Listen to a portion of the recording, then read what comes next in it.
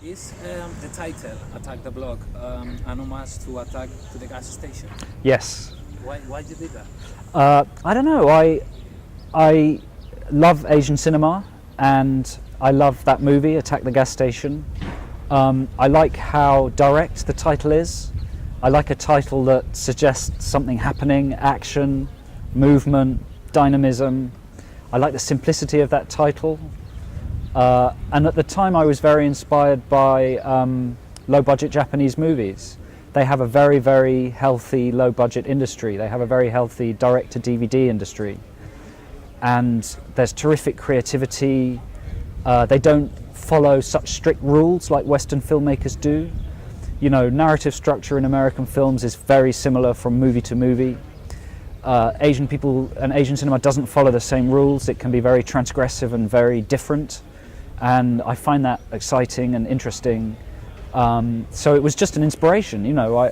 And if anybody out there hasn't seen Attack the Gas Station, have you seen it? No, I haven't. It's a good movie. It's a really good movie, really simple idea.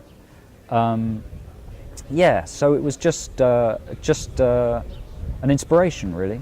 All right. Why did you choose the idea of making those kids the heroes? Well, for that reason, I wanted to try and make people empathize with those characters. Attack the Block is about the idea that they're children and teenagers. And for me, being a teenager is a very interesting part of life because you're full of strength and power and energy. And at the same time, you're quite naive and innocent. And depending on how the world treats you, you can either go in a positive way or a negative way. I was really excited by the idea of starting a film with the villain and then following the villain. That was the first idea that came into my head, and that was the inspiration for writing it. So if that feels like a really dangerous and frightening idea to you, then you probably won't enjoy Attack the Block. But if you are interested in that kind of narrative, in something a bit different and challenging and new, which for me is the essence of fantastic cinema, then maybe you will find it cool and fun and exciting and interesting. These kids, they use proper gang words, like language from the streets. How do you work with them for that language? Well, you know, the language isn't particularly gang language. It's a language used by loads of young people around London. And I did a lot of research to try and get it right. I mean, I live in London, I still live there. I live very near where we set the film and shot the film. So I hear that language being used around me all the time. And I went and did lots of research. I talked to hundreds of young people before I wrote the script. I wrote down everything they said. Some of the dialogue in the movie is directly taken from my research. But then we simplified it and exaggerated a bit and heightened it a bit to make it kind of more cinematic and enjoyable.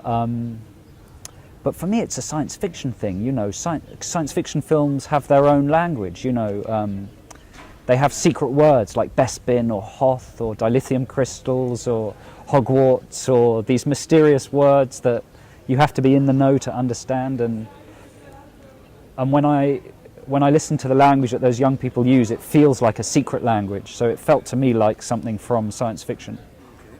Was it difficult to get Nick Frost to work in the movie?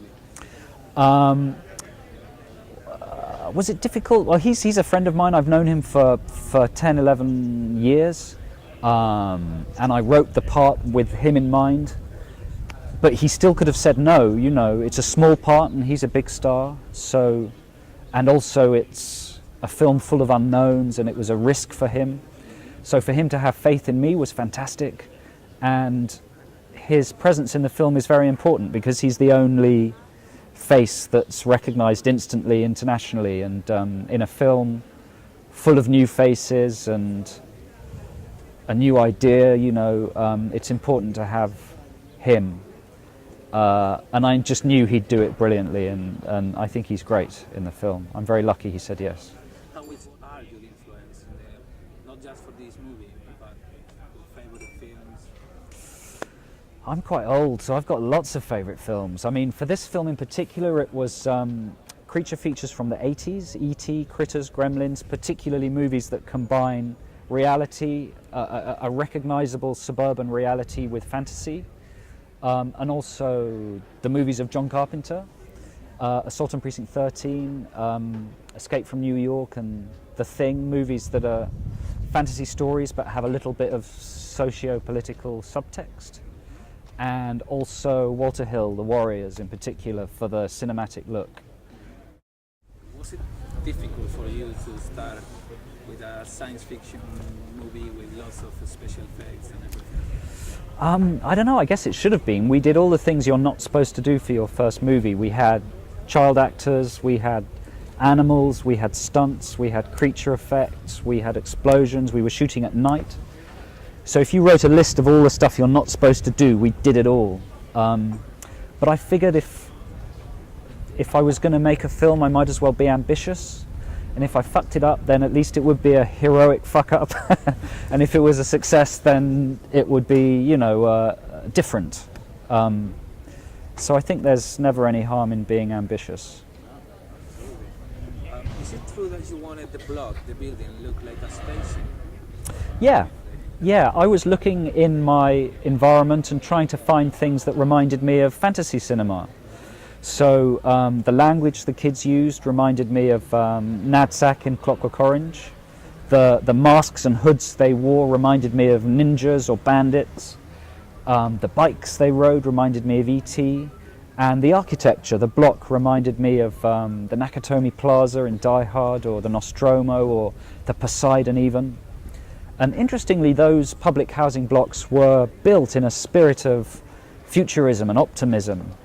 And when they were first built, they seemed like science fiction environments. Now when you see them in films, they signify urban deprivation and depression and misery. So I wanted to try and bring it back to that escapist, fantastic feel. How did you achieve that feeling? Well, I think it was helped a lot by my cinematographer, Tom Townend, whose first movie this is, and he's a very brilliant young man who I hope to work with again. And he did very simple things like putting big, bright lights on the top of the block that, like engines. So they're like the engines of the spaceship. But we did all the things with lighting and sound that you would do in a spaceship.